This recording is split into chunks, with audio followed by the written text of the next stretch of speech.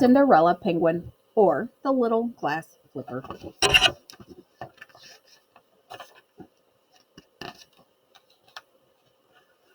There once was a young penguin named Cinderella who lived in a faraway land with her stepmother and two stepsisters. Cinderella was a kind and gentle penguin, but her stepsisters were selfish and vain. Cinderella did all the chores. She even had to pick up after her stepsisters, while they never had to do a thing. The sisters wore the finest clothes and slept in large, cozy feather beds with silk sheets and fluffy pillows. Poor Cinderella wore nothing but worn-out tatters and slept in the cold stone cellar upon a small shelf beside some old tin plates. One day it was announced that the Penguin Prince was giving a costume ball. The stepsisters and their mother received an invitation. Cinderella wanted to go, too, but they just laughed at her. The prince would never want to meet a shabby cinder block like you. For weeks the house was filled with talk of the ball. The sisters had costumes made from the finest fabrics. They ate only the tiniest meals so they could have the tiniest waists.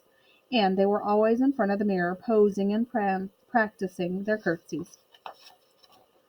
Finally, the night of the ball arrived. Cinderella rushed around, ironing her stepsisters' costumes and helping them dress. Then, without a thank you or goodbye, the carriage swept the stepmother and stepsisters off to the ball. Cinderella burst into tears. She felt so alone and unhappy. Suddenly, in a glow of blue light, the great fairy penguin appeared before her. "Are you crying, Cinderella? Do you want to go to the ball?" she asked. Cinderella blinked back her tears. "Oh, yes, more than anything." "Then you shall." "First," said the fairy penguin, "you must fetch me a pumpkin from the garden." Cinderella didn't know how a pumpkin could help her get to the ball, but she quickly brought the best one she could find. The fairy gave it a firm tap with her wand, and it magically turned into a beautiful golden carriage. Then the great fairy penguin went into the kitchen and found 6 mice carrying a huge chunk of cheese. With a tap of her wand, they turned into a handsome team of 6 horses. She turned the cheese into a fat coachman in uniform. They all marched out the door and took their places as if it were the most natural thing to do. "Now you can go to the ball. Are you happy, Cinderella?" asked the fairy. "Oh, yes," said Cinderella, but then she looked sadly down at her ragged clothes. "Oh, I almost forgot," said the fairy, and with a tap of her wand, Cinderella Penguin's rags became a beautiful gown with gold trim and a real gold tiara. On her feet were a pair of glass flippers, the prettiest and most delicate that Cinderella had ever seen. "Now one last thing," said the great fairy penguin. "The magic spell ends at the stroke of midnight. The carriage will turn back into a penguin, the horses back into mice, and the coachman into cheese, and you'll again be dressed in rags. So you must leave the ball before midnight." Cinderella promised to remember, then waved goodbye. She stepped into the carriage and rode off, her heart filled with joy. When Cinderella arrived at the palace, the ball was in full swing.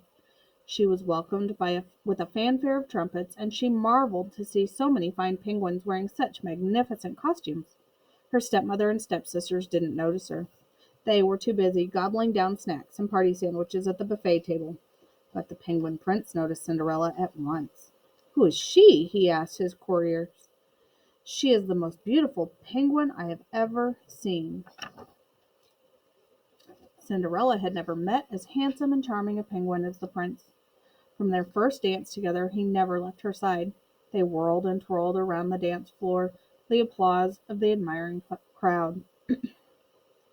"Who is the beautiful young penguin who has captured the prince's attention so completely?" everyone whispered.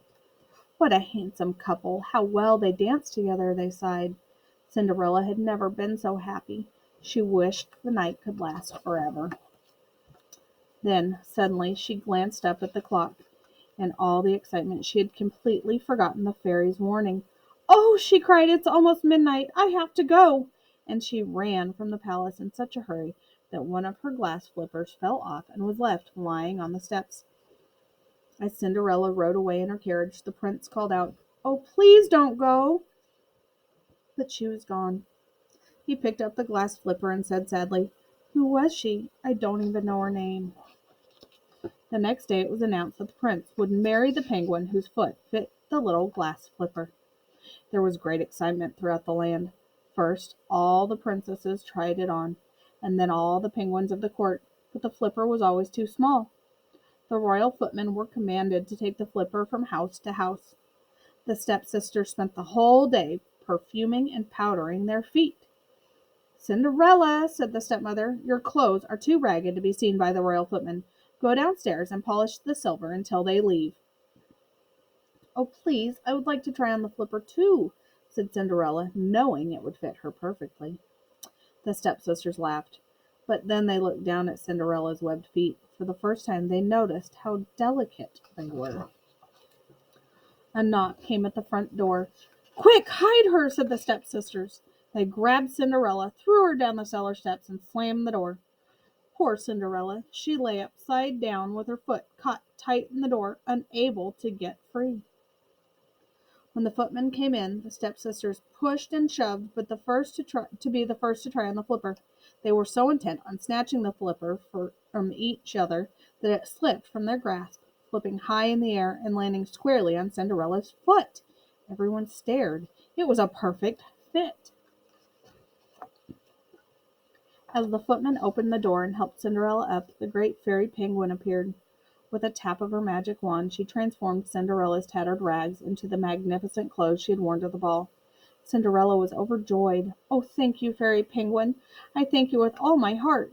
The stepmother and the stepsisters' beaks dropped wide open.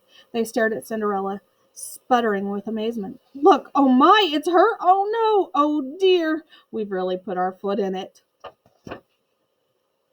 The Penguin Prince and Cinderella Penguin were married the very next day, and the wedding bells rang throughout the land. Never before could anyone remember such a joyous and happy wedding. Cinderella and the prince truly loved each other, and they lived happily ever after together.